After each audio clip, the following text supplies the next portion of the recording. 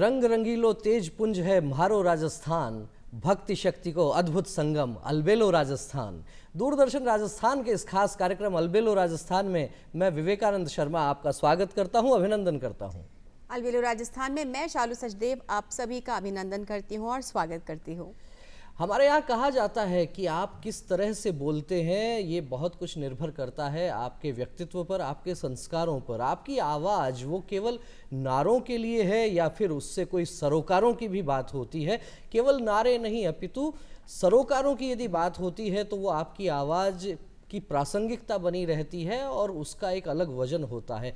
अपनी बात किस तरीके से कही जाए इसको लेकर भी अलग अलग कवियों ने, अलग अलग महापुरुषों ने बहुत सी बातें कही हैं। और सामान्य देसी अंदाज में हमारे यहाँ कहा जाता है कि मीठो मीठो बोल तोल तोल बोल, तोल तोल बोल थारा बोल अनमोल, मीठो मीठो बोल। और इसी बात को अलग अलग प्रकार से कहा गया, तुलसी मीठे वचन ते सुख उपचत चहूँ और, वशीकरण एक मंत्र है तजदे वचन कठोर। बहुत सी बातें कही गई हैं कि आप कहते क्या हैं, किस अंदाज में कहते हैं। लेकिन कई व्यक्तित्व ऐसे होते हैं कि उनकी आवाज़ ही उनकी पहचान बन जाती है और उनकी आवाज़ जब उनकी पहचान बनती है तो उसके माध्यम से बात होती है जन जागरण की, बात होती है सामाजिक सरोकारों की, बात होती है नई पीढ़ी को एक संस्कार देने की, बात होती है एक अलग विधा में अपनी बात कहने की। तो आज के हमारे इस खास कार्यक्रम अलबेलो राजस्थान के जो अतिथि हैं वे भी अपनी आवाज़ के कारण पहचाने जाते हैं। आपको परिचय करवाते हैं एक छोटे से वीडियो के माध्यम से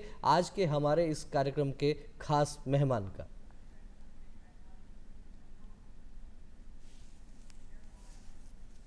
आवाज जागरूकता का माध्यम बनती है तब वो सिर्फ सुनाई नहीं देती बल्कि दिलों को छू जाती है। रेडियो की दुनिया से आई ऐसी ही एक आवाज है जिसने माइक और कंसोल को सिर्फ मनोरंजन का नहीं बल्कि परिवर्तन का माध्यम बना दिया। लगभग 4 दशकों से ज्यादा वक्त तक मीडिया, रेडियो और प्रसारण की दुनिया में जिसने अपनी अलग पहचान बनाई, वो शख्सियत हैं हमारे आज के मेहमान। स्वागत करते हैं श्री मुकुल गोस्वामी जी का। श्री मुकुल गोस्वामी एक ऐसा व्यक्तित्व जिन्होंने आवाज को मिशन बनाया और मिशन को आंदोलन, जिन्होंने ऑल इंडिया रेडियो से लेकर FM चैनल्स तक सड़क सुरक्षा के अब तक सैकड़ों अभियानों को अपने शब्दों से सजाया, संवारा और जन जागरूकता का माध्यम बनाया है। Ministry of road transport and highways के साथ मिलकर इन्होंने हेलो हाईवेज जैसे बेहतरीन रेडियो प्रोजेक्ट के जरिए एक ऐसी पहल की जिसने न जाने कितने ही यात्रियों को सुरक्षित मंजिल तक पहुंचने का रास्ता भी दिखाया। और यही नहीं, मुकुल गोस्वामी वो नाम है जिन्होंने ओलंपिक्स, कॉमनवेल्थ गेम्स और एशियन गेम्स जैसे अंतर्राष्ट्रीय आयोजनों की लाइव कवरेज के जरिए भारत की आवाज को दुनिया तक पहुंचाया। अपने काम और समर्पण की बदौलत ही इन्हें 1999 में एशियन ब्रॉडकास्ट यूनियन अवार्ड, साल 2000 में ग्रॉ प्री अवार्ड और फिर नेशनल टीवी अवार्ड जैसे कई प्रतिष्ठित सम्मानों से नवाजा गया है। तो आइए स्वागत कीजिए उस शख्सियत का जिसकी आवाज ने जुनून को मकसद बनाया, मकसद को सेवा में बदला और सेवा को जन जागरूकता के आंदोलन में बदल दिया। श्री मुकुल गोस्वामी। तो हमारे आज स्टूडियो में इस कार्यक्रम में पधारे हैं अंतर्राष्ट्रीय प्रसारक श्रीमान मुकुल जी गोस्वामी। मुकुल जी बहुत बहुत स्वागत है आपका। बहुत बहुत स्वागत और धन्यवाद इतना बड़ा अवसर देने के लिए। मुकुल जी आपका जो परिचय हम देख रहे थे, इतना लंबा विशाल विराट अनुभव ब्रॉडकास्टिंग की दुनिया में, और कहीं ना कहीं से शुरुआत जब होती है तो व्यक्ति इतने बड़े सपने नहीं देख पाता होगा, इतना बड़ा आसमान की कहाँ तक वो छलांग जाने वाली है। माइक की जो जादुई दुनिया है, आखिर इसमें किस तरह से आपका पदार्पण हुआ, किस तरह से आना हुआ, कौन से वो पल थे, क्या परिस्थितियां थी कि आपने ये राह चुनी? बहुत अच्छा सवाल है विवेकानंद जी। इस तरह की बातें, सपने, बड़े सपने, छलांग, आसमान, ये सब हमारे युग की देन नहीं थी। तब जीवन का एक मूल संघर्ष होता था कि किसी तरह से आप रोटी रोज़ी कमाने लायक हो जाए, कोई सरकारी नौकरी मिल जाए या कोई नौकरी मिल जाए तो बहुत है। सपने तो सपने ही हुआ करते थे। तो मेरा बाल्यकाल गोरखपुर उत्तर प्रदेश में एक जगह है जहाँ बहुत प्रसिद्ध है गीता प्रेस गोरखपुर की। तो वहाँ हनुमान प्रसाद पोद्दार और राधा बाबा के सानिध्य में हम लोगों का बचपन गुजरा। मेरे पिताजी के मामा जी चिमन लाल जी गोस्वामी कल्याण के संपादक हुआ करते थे, संस्कृत और अंग्रेज़ी में वो संपादित करते थे। तो सब बाल्यकाल वहाँ गुजरा। तो वातावरण में उस समय एक थोड़ा भक्ति भाव और अध्यात्म के प्रति रुझान, भगवान पर आस्था, ये सब चीज़ें थी। तो भविष्य क्या है ये कभी सोचा ही नहीं, मतलब सपने में भी नहीं सोचा कि भविष्य क्या होगा। यही था कि वहीं गीता वाटिका में ही पूरा जीवन गुजरेगा। हाँ, किताबें उस समय, मैगज़ीन्स बहुत आती थी घर में, हर तरह की मैगज़ीन आती थी, बच्चों की फैंटम और जादूगर मैंड्रिक से लेके और धर्मवीर, भारतीय धर्मयुग, साप्ताहिक हिंदुस्तान, सारिका। तो पढ़ने का थोड़ा सा एक शौक़ हो गया था और स्टोरी टेलर में हो गया था, क्योंकि जब आप पढ़ते हो तो बहुत सी कहानियाँ आती हैं, तो फिर बच्चों को इकट्ठा करके और कहानी गढ़ गढ़ के सुना दिया करता था। अच्छा, बना भी लेते थे? हाँ, ये इसमें पता नहीं मुझे कहाँ से महारत मिली कि मैं पायलट बन जाता था, फिर उनको पायलट बना देता था और आकाश में उड़ रहे हैं। गोरखपुर क्योंकि एयरपोर्ट के बहुत पास हम लोग रहते थे, तो हवाई जहाज दिन भर उड़ते जाने अनजाने में थिएटर भी आप करने लगे थे। या मतलब मुझे खुद पर आश्चर्य होता है कि मैं कैसे घंटों उनको कहानियाँ सुनाया करता था, और जब वो खुद पात्र हो जाते थे बच्चे, तो उन्हें बड़ा आनंद आता था कि अच्छा मैं हीरो हो गया इसका। तो मैं सबको बारी बारी से हीरो बनाता रहता था। फिर बीकानेर में आ गए, पढ़ाई लिखाई बहुत सामान्य तरीके से हुई, कोई भी मैं असाधारण विद्यार्थी नहीं था, मन ही नहीं लगता था मेरा पढ़ने में। रेडियो में कैसे आया ये भी एक बहुत संयोग है। मुझे कोई प्रसारण करना तो कभी सपना था, न प्रसारक था मैं। एमकॉम किया मैंने मास्टर ऑफ कॉमर्स के साथ जी। फिर नौकरियां खूब निकलती थी, तो अचानक किसी ने कहा कैजुअल अनाउंसर हो जाओ। तो वहाँ पे क्या है कि 25 रुपये रोज़ मिलते हैं। तो हमारे लिए वो बहुत बड़ा सपना था कि 25 रुपये रोज़ मिलेंगे। हालांकि वो 6 ही दिन मिलते थे, पर लगता था कि भाई आप वहाँ पर परमानेंट हो गए हैं। तो उसमें मैंने ऑडिशन दिया, पास हो गया, तो उद्घोषक हो गए।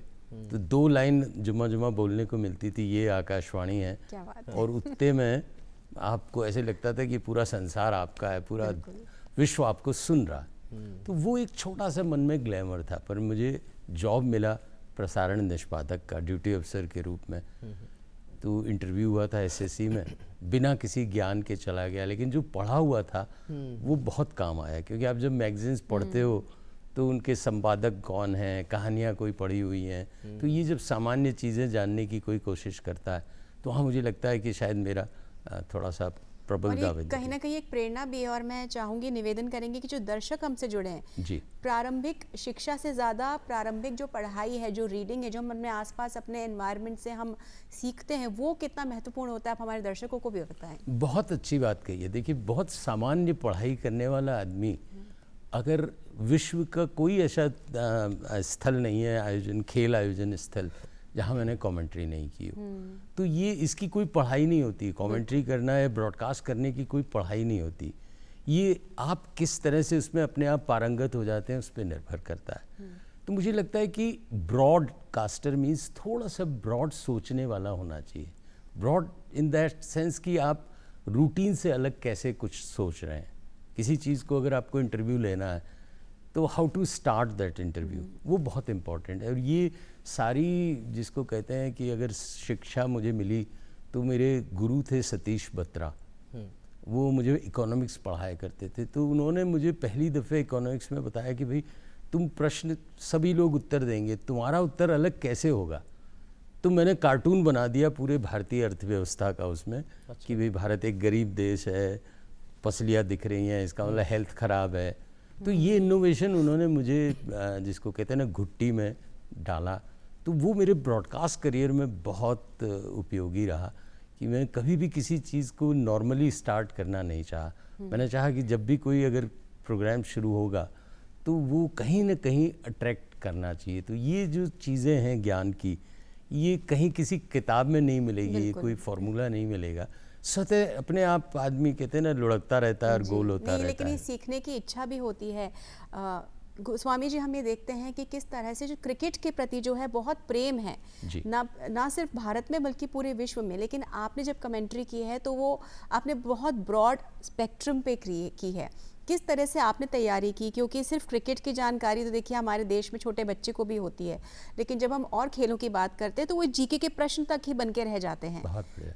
किस तरह से आपने किया? बहुत बहुत अच्छा सवाल है। देखिए, रेडियो की कमेंट्री अपने आप में बहुत टफ होती है, और मेरा सौभाग्य है कि मैं बहुत ज़बरदस्त दीवाना था रेडियो कमेंट्री का। मतलब आपको आश्चर्य होगा, गोरखपुर में हम लोग जब कमेंट्री सुना करते थे, मेरी सिस्टर बहुत दीवानी थी, उसी का शौक़ मुझ में आया, तो हम लोग स्कोर लिखा करते थे।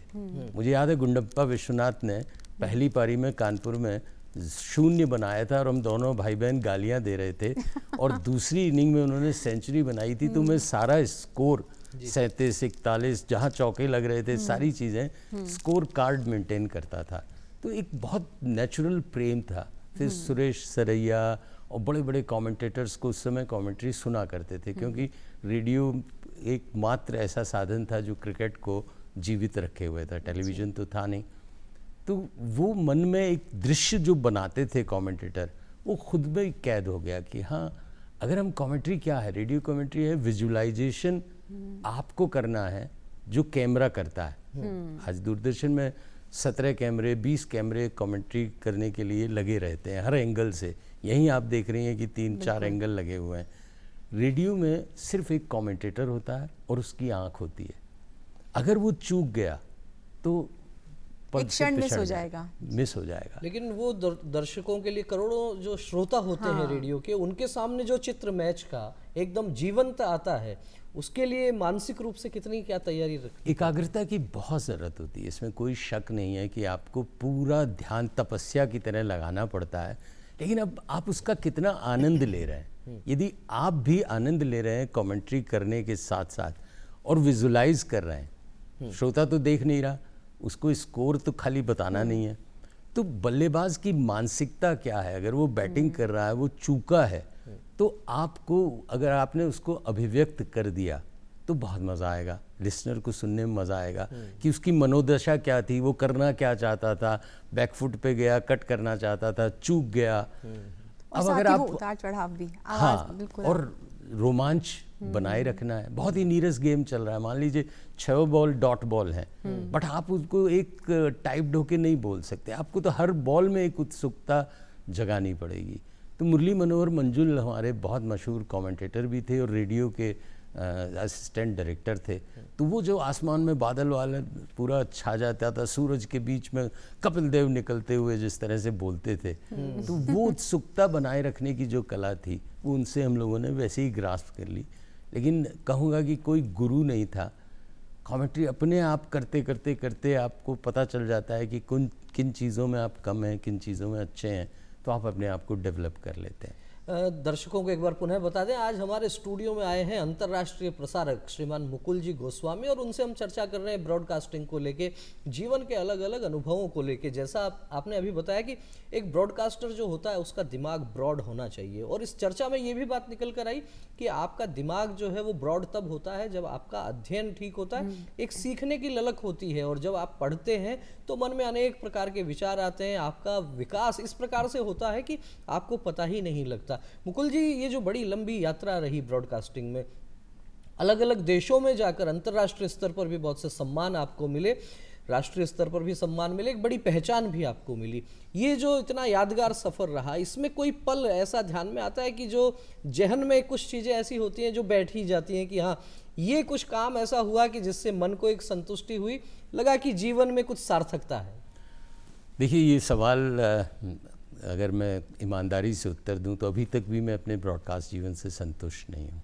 अभी भी सीखने की बहुत इच्छा है, अभी भी मैं कार्यरत हूँ, अभी भी मैं ब्रॉडकास्टर के रूप में इंटरव्यूज़ ले रहा हूँ, लोगों से मिल रहा हूँ, सीख रहा हूँ। तो सीखना, जैसा कि लोग भी कहते हैं, मैं ओढ़ी हुई बात ही कर रहा हूँ कि सीखना कभी बंद नहीं होना चाहिए इंसान का।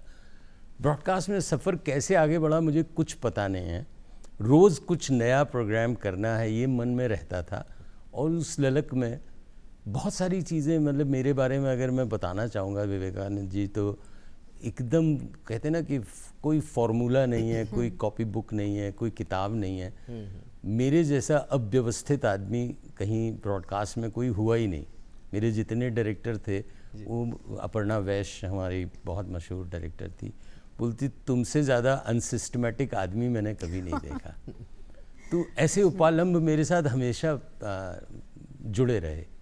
मुझे खुशी बहुत मिलती थी कि स्टूडियो में बैठा हूँ। मुझे ऑफिस के वर्क, लॉगिंग, नोट शीट बनना, प्रपोजल बनाना, ये सब मेरे लिए इतना डेस्क वर्क नहीं था आपके, इतना बेकार काम लगता था मुझे कि मैं क्यों हूँ इस काम के लिए। मुझे माइक में आप 17 घंटे बैठा दीजिए, 18 घंटे प्रसारण के लिए बैठा दीजिए, तो ये जितनी भी उपलब्धियाँ, जो मैंने उपलब्धियाँ नहीं मानता कि हाँ ठीक है कहीं आपको एक सम्मान मिल गया, पर ये सामान्य रूप से आती गई। अब अचानक अपर्णा जी ने कहा कि एक प्रोग्राम बनाना है, 20 तारीख लास्ट डेट है, 12 तारीख को उन्होंने ये बोला। अब था विषय फायर, तो पूरे वर्ल्ड में कंपटीशन था फायर पे जी। हर देश को फायर को अपने हिसाब से कंसीव करना था और प्रोग्राम बनाना था। तो एक आम धारणा क्या बनती है, जो हम लोग बैठक में बैठे तो, कि भाई अग्निशमन दल पर कोई प्रोग्राम बना दिया जाए, या जंगलों में कहीं आग लग गई है उस पर कोई प्रोग्राम बना दीजिए। अब देखिए रेडियो का सब्जेक्ट नहीं है fire, fire is a visual item. अग्नि को आप कैसे ध्वन्यांकित करेंगे, that was the biggest challenge. तो अब उस पर आप क्या कंसीव करते हैं, और पूरा वर्ल्ड अलग अलग तरीके से कंसीव करेगा। तो हमने सोचा कि यार हर आदमी कैसे कंसीव करेगा कि अग्नि पे कुछ न कुछ बनाएगा, हम आउट ऑफ बॉक्स कैसे सोच सकते हैं। तो जस्ट आई थॉट कि इनर फायर जो होती है आदमी की, कामाग्नि है, लालच की अग्नि है, ये बहुत सारी अग्नियां मनुष्य के भीतर है। और भारत में हम लोग अग्नि को बहुत पवित्र मानते हैं, हर अच्छे संस्कार में अग्नि साक्षी बनती है। तो उस चीज़ को ध्यान में रखते हुए I just conceive that programme कि हे अग्निदेव, हमारे भीतर इतने विकार आ गए हैं, इतना दूषित हम होते जा रहे हैं, हमें पवित्र कर, प्लीज प्योरीफाई। बहुत सुंदर। तो उसके लिए हमने, विकार क्या है, तो किसी ने अपनी पत्नी को बेच दिया, किसी ने तंदूर में किसी स्त्री को जला दिया, किसी ने मर्डर कर दिया, किसी ने पैसों के लालच में रिश्तेदार की हत्या कर दी। तो ये डिफरेंट एस्पेक्ट्स के इंटरव्यू लेते हुए हमने उनको प्रेडिक्ट करना। कामाग्नि में तो एक कामातुर कहीं हॉस्पिटल में भर्ती हुई स्त्री के साथ बलात्कार करता है, उस घटना को लिया। तो इस तरह के बहुत सारे इंस्टांसेस चुन के हमने एक प्रोग्राम कंसीव किया। 2 दिन में ये प्रोग्राम बन गया और 20 को एंट्री भी चली गई। अब अचानक आपको पता चलता है कि इसको इंटरनेशनल अवार्ड मिला है, क्या बात, आपको फ्रांस जाना है। तो लगता नहीं है कि कोई बहुत प्लान्ड या बहुत स्ट्रेटेजिकली कोई ब्रॉडकास्ट था। आपने एक आइडिया कंसीव किया, अब आइडिया कितना अच्छा है आपके कंसीविंग लेवल पे, और लोगों से आप कितना उसमें सुझाव आमंत्रित करते हो, उन्हें स्वीकार करते हो। पहले मैं बहुत रिजिड हुआ करता था ब्रॉडकास्ट के मामले में कि नहीं, जो मैंने बना दिया वो सर्वोपरि है। लेकिन बाद में मुझे लगा कि नहीं, एक समूह अगर उस पर कोई चर्चा करता है और सकारात्मक है चर्चा, तो हमें उसको सम्मान देना चाहिए। बहुत अच्छी तो बात है। अग्नि पर जो आपने जो ये बनाया कार्यक्रम, उसको लेके फ्रांस में ग्रैंड प्री अवार्ड मिला आपको। जी, फ्रांस पहली दफ़े मैं एक ब्रॉडकास्टर हूँ जिसको भारत के किसी ब्रॉडकास्टर को ये अवार्ड मिला है। आज तक ग्रैंड प्री अवार्ड किसी भी इंडियन को नहीं मिला। तो मुझे बड़ा सौभाग्य लगता है कि उसमें मेरा नाम अंकित है। और ये और दूसरा सौभाग्य था कि इससे पहले जितने भी ब्रॉडकास्ट अवार्ड्स होते थे वो बड़े बड़े अधिकारी लेने जाया करते थे। जैसे मुझे ABU अवार्ड मिला तो हमारे CEO चले गए, हमें पता भी नहीं चला कि हमें अवार्ड मिला है। लेकिन यही इस तरह का डिस्कशन एक बार दिल्ली में हुआ, लखनऊ में हमें प्राइम मिनिस्टर ने अवार्ड दिया। तो हमारे CEO थे, उन्होंने मुझसे पूछा कि भाई आप इंटरनेशनल अवार्ड क्यों नहीं अप्लाई करते, मतलब वहाँ क्यों नहीं कॉम्पीट करते। तो मैंने कहा जब नेशनल अवार्ड मिलते हैं तो 10,000 रुपये कैश मिलता है, आना जाने का किराया मिलता है। इंटरनेशनल अवार्ड मिलता है तो CEO खुद जाके ले आते हैं, तो why I should do that. तो उन्होंने प्रेसिडेंट बना दिया कि अब से किसी भी अगर ब्रॉडकास्टर को अवार्ड मिलेगा तो वो खुद लेने जाएगा। तो अगले साल ही मुझे अवार्ड मिल गया। क्या बात। तो बाकी सब लोग बेबस थे और मैं जाके फ्रांस, पहली दफ़े मेरी ये विदेश यात्रा थी जो मैंने की, और मैं अवार्ड लेके आया। बिल्कुल, और हमें भी आपसे बहुत सीखने को मिल रहा है। और यहाँ पे दर्शकों के लिए ये बात जाननी बहुत ज़रूरी है कि किसी की व्यक्ति के अनसिस्टमैटिक होने के पीछे भी बहुत व्यवस्था होती है, बहुत अनुशासन होता है, बहुत एकाग्रता होती है, तभी जाकर एक स्तर पर अपने आत्मविश्वास के बल पर वो व्यक्ति ये कह सकता है कि हाँ मैं अनसिस्टमैटिक हूँ। लेकिन उसके वर्षों की जो मेहनत है, विवेकानंद जी आप भी इस बात से सहमत होंगे? बिल्कुल जी। कितनी मेहनत करनी पड़ती है उस अनसिस्टमैटिक मकाम पर पहुँचने के लिए भी। ऐसा कोई वाकया जहाँ पे आपको लगा हो कि बहुत, जैसे आपने कहा 18 घंटे भी आपने ब्रॉडकास्ट किया है, ऐसा कोई आपको वाकया याद है कि आप वाकई ही सुबह से लेकर रात तक आप ब्रॉडकास्टिंग कर रहे हैं, कमेंट्री कर रहे हैं, थक रहे हैं, कुछ आपको याद आ रहा हो? बहुत अच्छी बात कही आपने। एक प्रसारण नया शुरू हुआ था, आकाशवाणी इससे पहले रिजल्ट्स जो इलेक्शंस के डिक्लेयर करता था या वोटिंग डे पे बहुत फॉर्मेलिटी किया करता था कि सिर्फ एक न्यूज़ बुलेटिन आता था। तो रतिराम जी एक स्टेशन डायरेक्टर थे जोधपुर में, उन्होंने इनिशिएशन लिया था, वो यहाँ दूरदर्शन में भी डायरेक्टर रहे। तो उन्होंने कहा कि भाई हम लोग लाइव अपडेट्स दे सकते हैं क्या? मैंने कहा ठीक है सर। तो हमने सीएस से बात की और 32 ज़िले थे उस समय, 32 ज़िलों के कलेक्टर्स को कहा कि भाई आप लाइव अपडेट्स फ़ोन पे हमें देंगे और इलेक्शंस की आप रिपोर्ट बनाएंगे। अब कलेक्टर्स के लिए बड़ा नया काम था कि वो एक संवाददाता की तरह रिपोर्ट दें, पर सबको क्योंकि सीएस का ऑर्डर था तो सबने कहा ठीक है। अब हम लोगों ने उनको माइक्स फ़ोन से कनेक्ट किया और उनसे एवरी आवर वोटिंग परसेंटेज क्या है, वहाँ पर क्या वातावरण है, कितने रंग बिरंगे ड्रेसेस में लोग आ रहे हैं वोट देने, इन सब बातों का वर्णन ज़िला कलेक्टर कर रहा था। और हर ज़िले वाले का नंबर लगा हुआ था कि भाई 5:05 पे आपका नंबर है, 10 मिनट पे इनका नंबर है। तो ये बड़ा अनूठा प्रयोग था और धीरे धीरे 1 घंटे के बाद ऐसा लगा कि इसमें तो सबको बहुत आनंद आ रहा है। और सीएस को ये मज़ा आ रहा था कि भाई सारी रिपोर्टिंग, उस समय इलेक्शन की अपडेट्स शाम को आया करती थी, तो उनको तुरंत रेडियो के माध्यम से लाइव मिल रही थी। तो ये प्रसारण करीब 8 साढ़े 8 घंटे चला।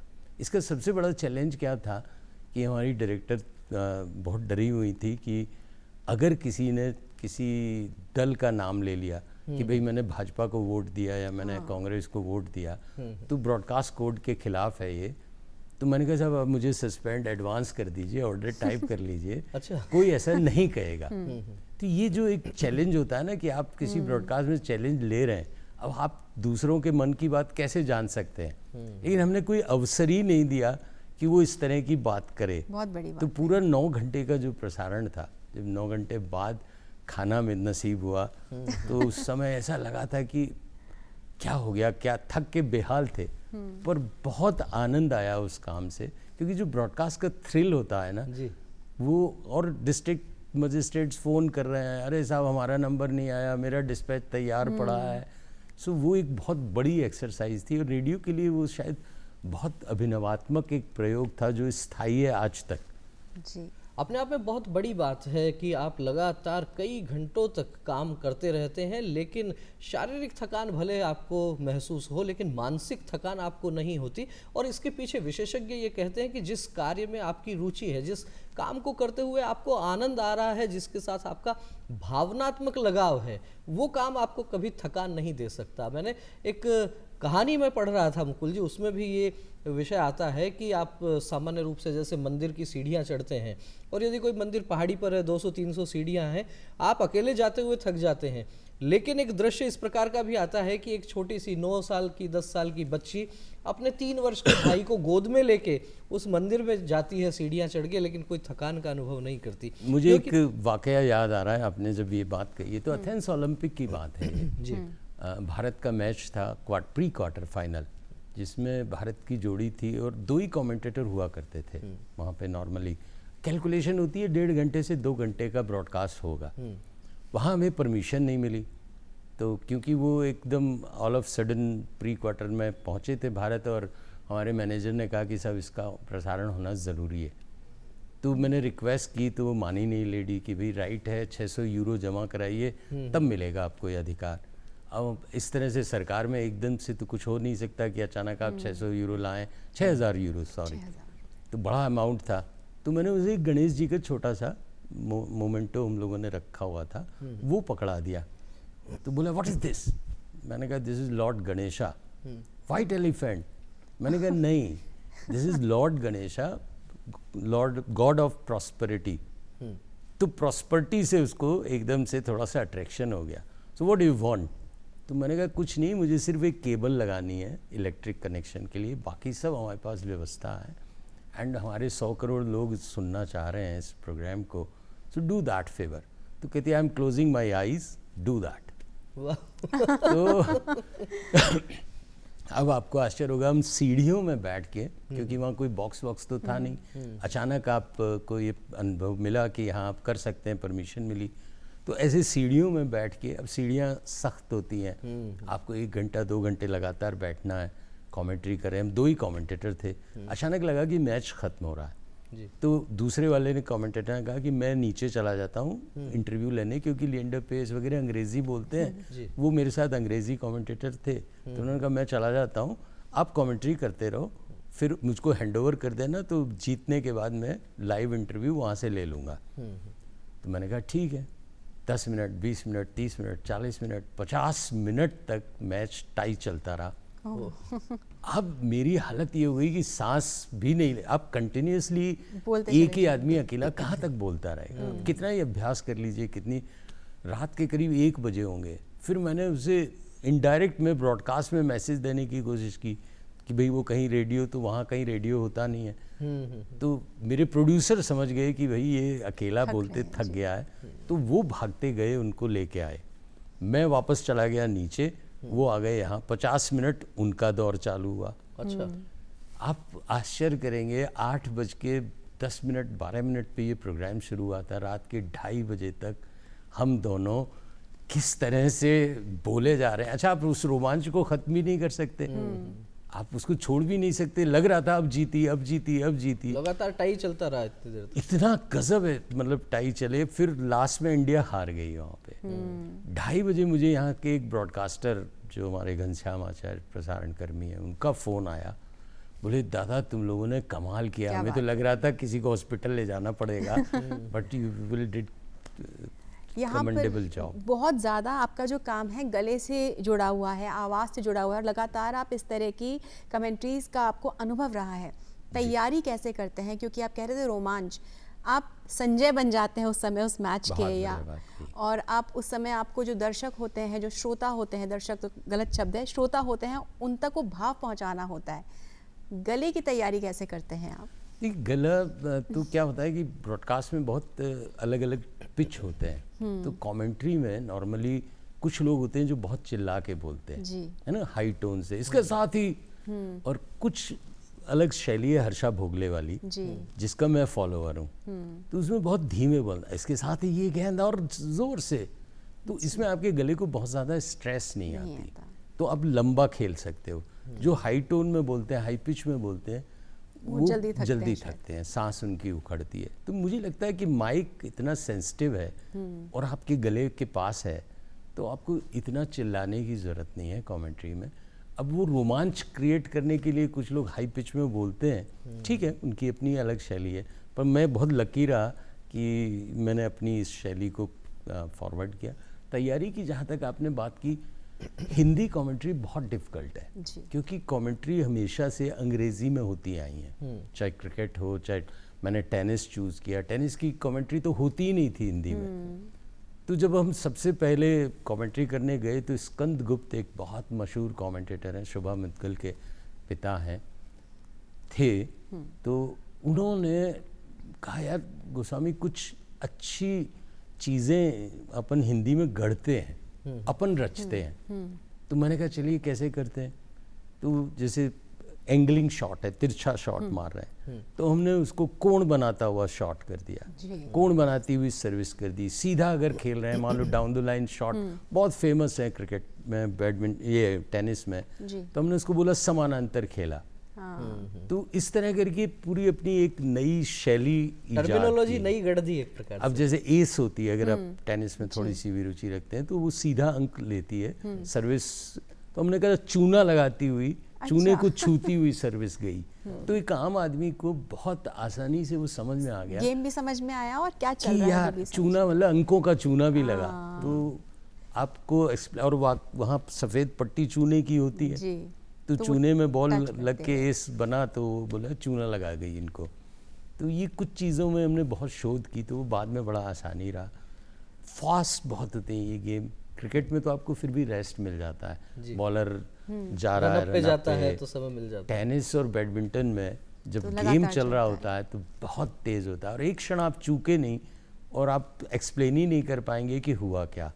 तो उस समय आपको सिर्फ मछली की आंख देखनी होती है अर्जुन की तरह, तब जाके आप एक सफलतापूर्वक अपने कार्य का निष्पादन कर पाते हैं।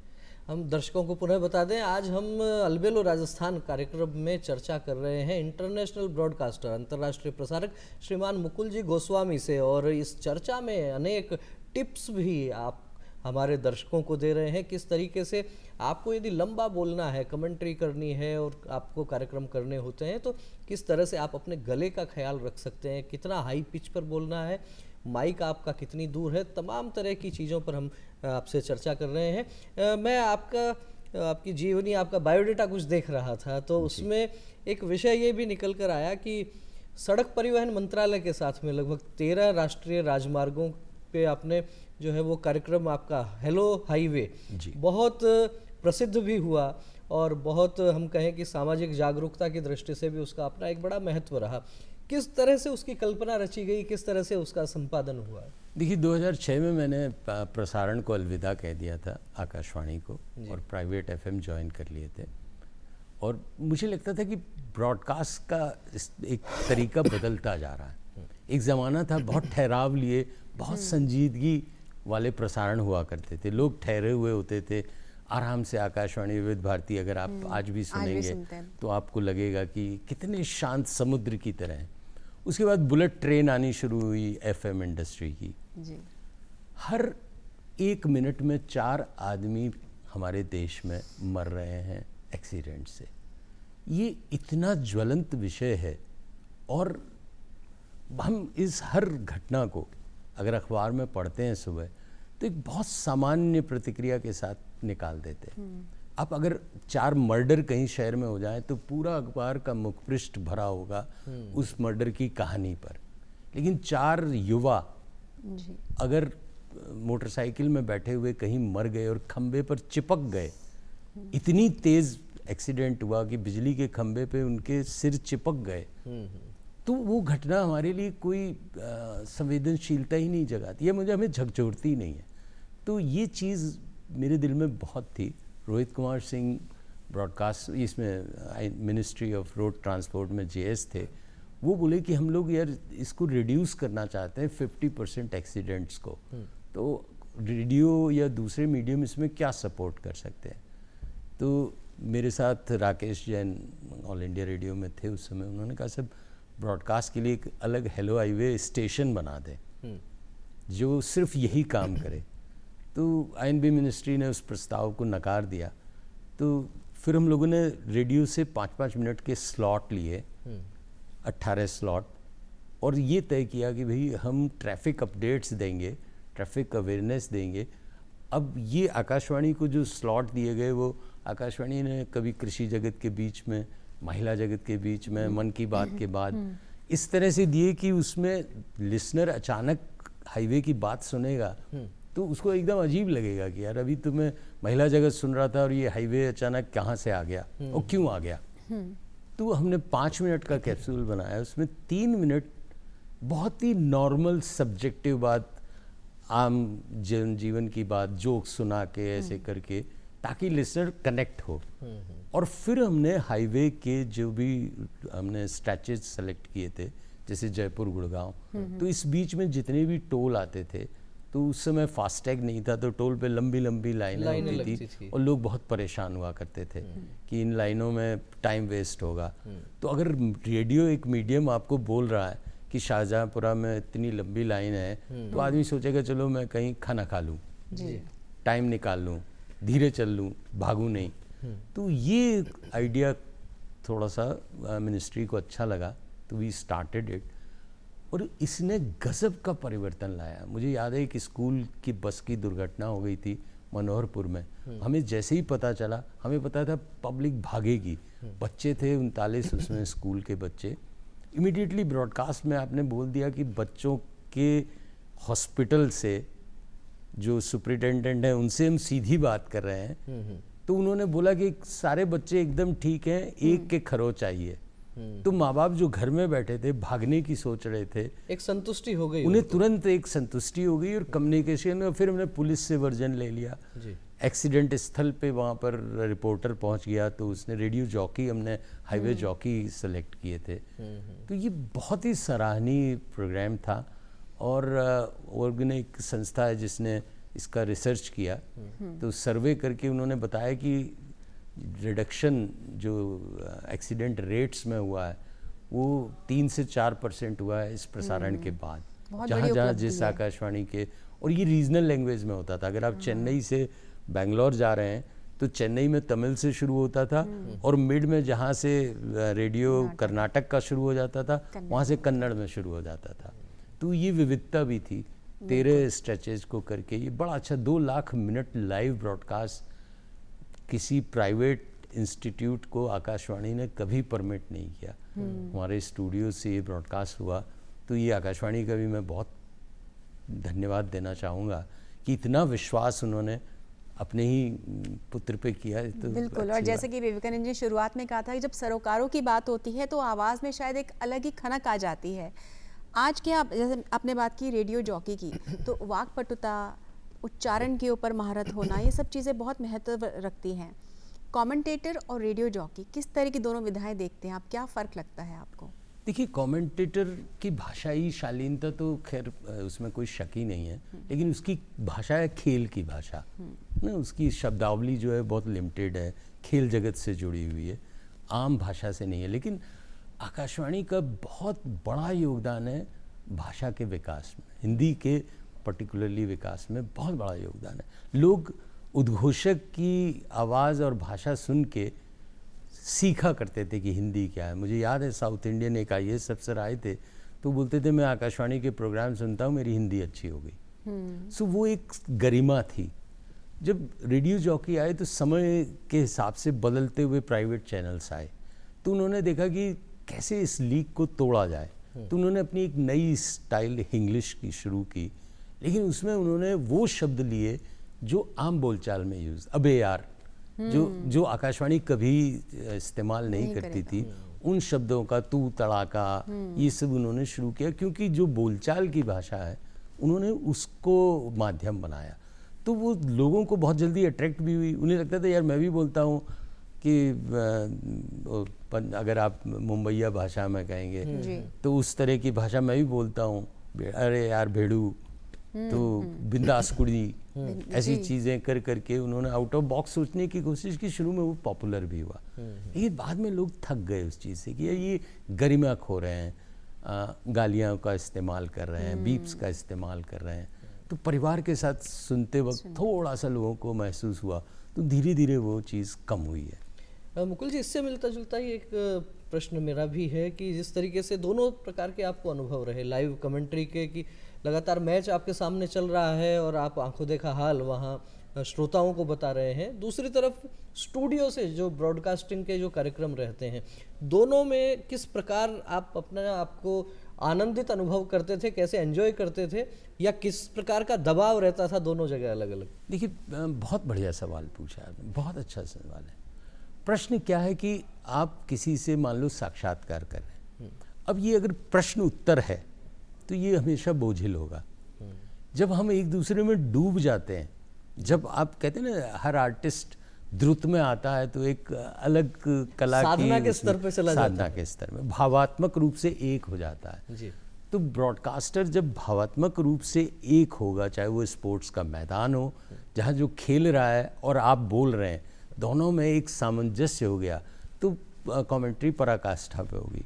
सेम चीज़ है कि जब आप स्टूडियो के अंदर हैं, चाहे ये चीफ मिनिस्टर हो आपके साथ या कोई बड़ा अधिकारी हो या एक आम आदमी हो, अगर आप उससे भावनात्मक रूप से एकात्म स्थापित कर लेंगे, वो क्या सोच रहा है, उसके भाव क्या हैं, उसको आप पढ़ने लग जाएंगे तो आपका ब्रॉडकास्ट सफल होगा। तो पढ़ना आपको हर जगह ज़रूरी है, चाहे वो कमेंट्री का फील्ड हो, चाहे आरजे हो, चाहे इंटरव्यू ले रहे हो, चाहे आप कोई भी वॉइस ओवर कर रहे हो। वॉइस ओवर भी अगर आप करते हैं तो किस शब्द की आत्मा क्या है, उस वो भाव डालना पड़ेगा। वो उस शब्द को जब तक आप उस आत्मा के साथ नहीं बोलेंगे वो उसका अर्थ ही नहीं आएगा। सन्नाटा तो सन्नाटे की तरह ही आना चाहिए। आप उसको अगर दूसरे तरीके से बोलेंगे तो नहीं शोर नहीं आएगा। सुनाई देना चाहिए। चुप, तो चुप की एक अपनी आत्मा है शब्द की, तो वो आपको समझना पड़ेगा।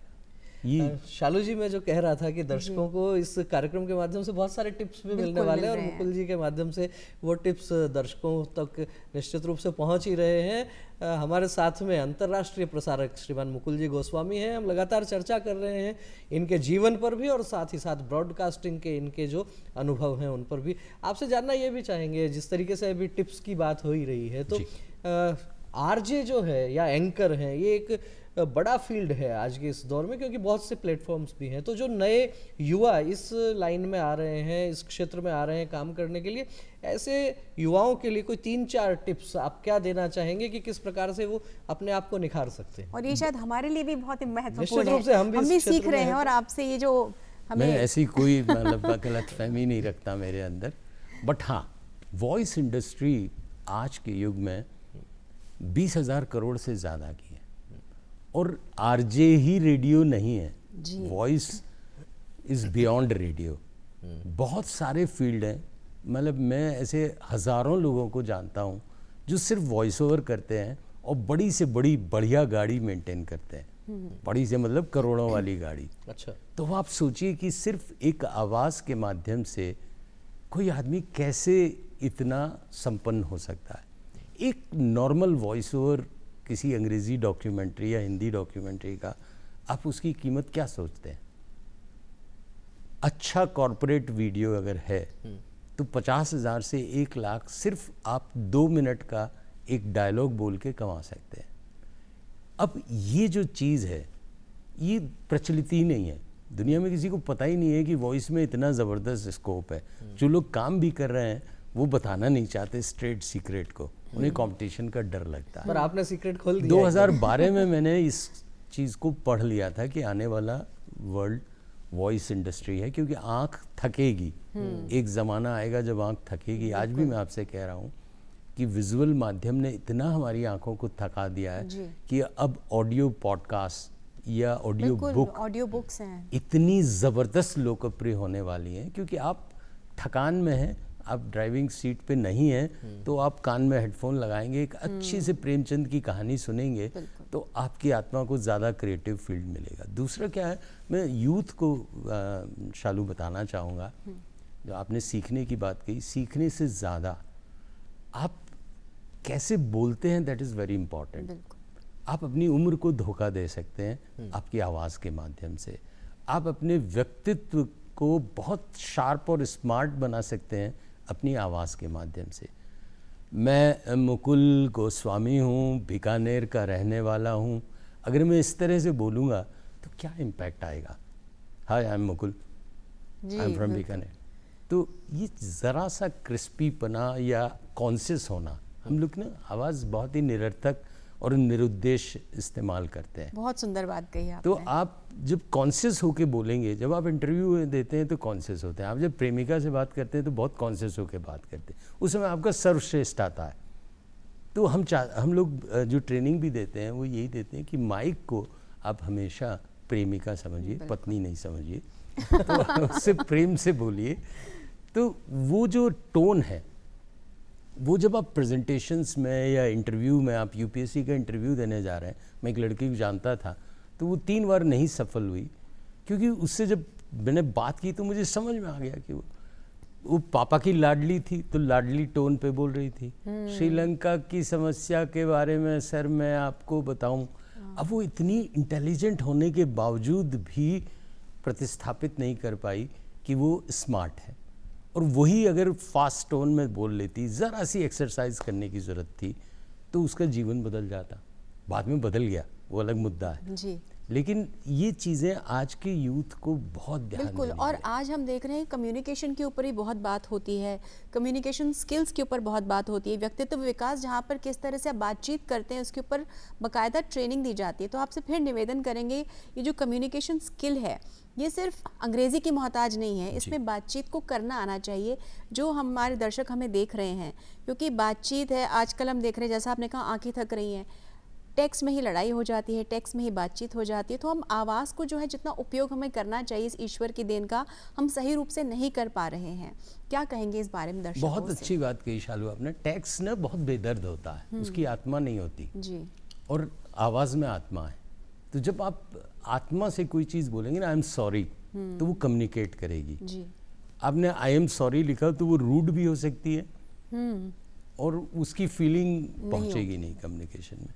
सो मेरा जो बच्चों से, क्योंकि आजकल मैक्सिमम इंटरव्यू क्या हो रहे हैं, थ्रू वेब ऐप हो रहे हैं या ऑडियो इंटरव्यूज़ हो रहे हैं, तो आपकी पर्सनैलिटी का 100% सिर्फ रिफ्लेक्शन किससे होगा? आपकी आवाज़ से। जी आप अगर आरपीएससी में इंटरव्यू देने जा रहे हैं तो कंटेंट की बात मैं नहीं कर रहा, but how to present yourself. 1 minute आप अपने बारे में अगर प्यार से बोलेंगे और आत्मीयता से बोलेंगे, आर्टिफिशियलनेस हमेशा पीटती है आपको। बिल्कुल। तो कृत्रिम मत होइए, आप नेचुरल रहिए। अगर जो आपको आप हैं। नहीं आता है तो बड़े प्यार से कहिए, sir I don't know, but respectful कहिए। सो हमारे यहाँ क्या होता है कि रूडनेस बहुत है, वन वर्ड आंसर्स वाली स्थिति हो गई है, तो हमारी चीज़ का जवाब नो, आई डोंट नो। अब इस कहने में बहुत फ़र्क पड़ता है, sorry sir I don't know, बिल्कुल। तो वो एकदम इम्प्रेशन दूसरा देगा। नो आई डोंट नो, तो अब आप रिफ्लेक्शन दे रहे हो कि आप बहुत ज़्यादा रूड हो या बहुत ज़्यादा कॉन्फिडेंट हो। अहंकारी हैं, तो ये चीज़ें बहुत छोटी चीज़ें, कंटेंट पे मैं नहीं जाता, कंटेंट के विशेषज्ञ अलग अलग हैं, हैं, but how to communicate, how to speak is my subject. जी तो मुझे लगता है कि उसमें बहुत स्कोप है भारत में। अब आप देखिए, गोस्वामी चौक में पला बड़ा बच्चा एथेंस ओलंपिक से लेके मेलबोर्न तक, जी कौन सी वर्ल्ड की कंट्री है जहाँ पे आप कमेंट्री कर रहे हो, दुनिया भर के ब्रॉडकास्टर से मिल रहे हो।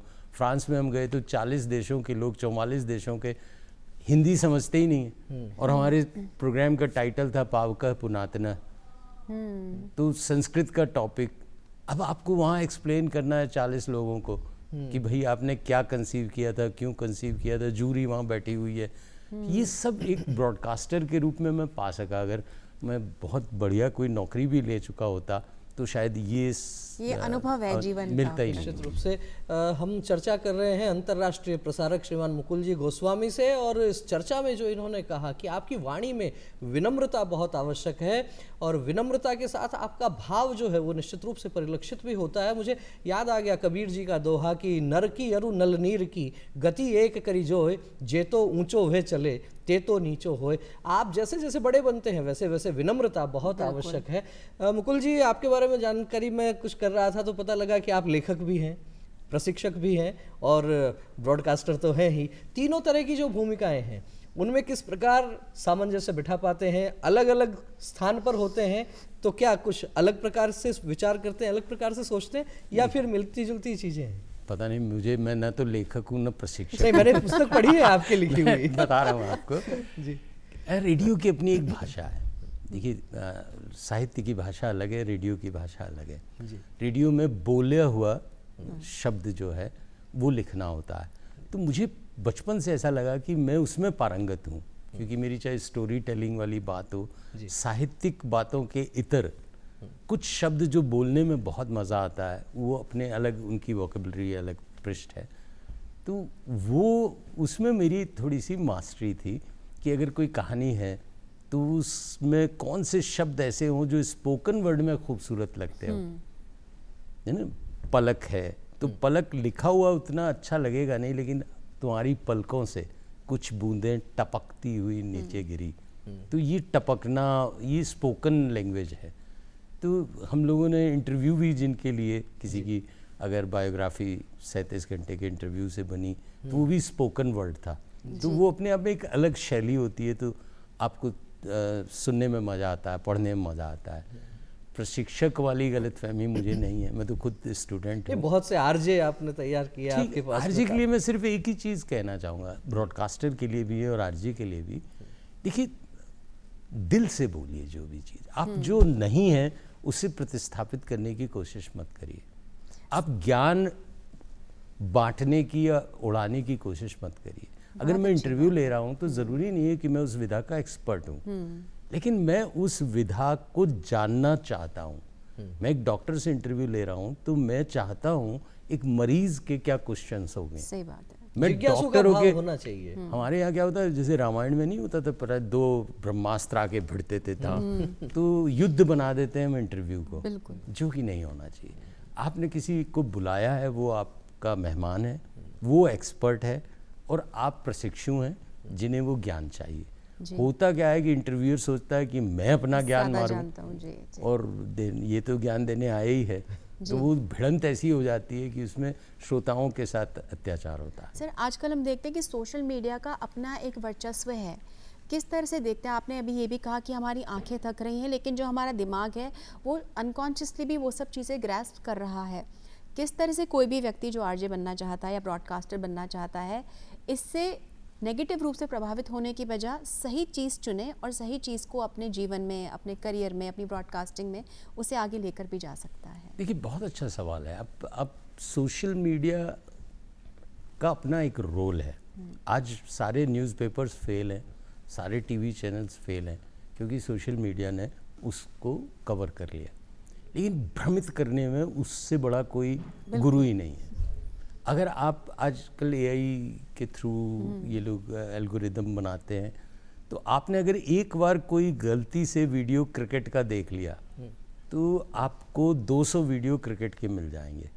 तो आपकी रुचि का तो उसमें आपकी जिज्ञासा का समाधान हो गया, आपकी इच्छा पूर्ति हो गई, लेकिन आप जो ज्ञान दूसरे विषयों का पा सकते थे वो ख़त्म हो गया। वो स्कोप ही नहीं है आपके पास। वो क्रिकेट ही क्रिकेट आपको दिखाते रहेंगे और आपका पूरा 1 घंटा निकल जाएगा। सो आपको वैरायटी वाला ज्ञान लेने के लिए अलग अलग विषयों पे आपको शोध करना पड़ेगा, पूछना पड़ेगा।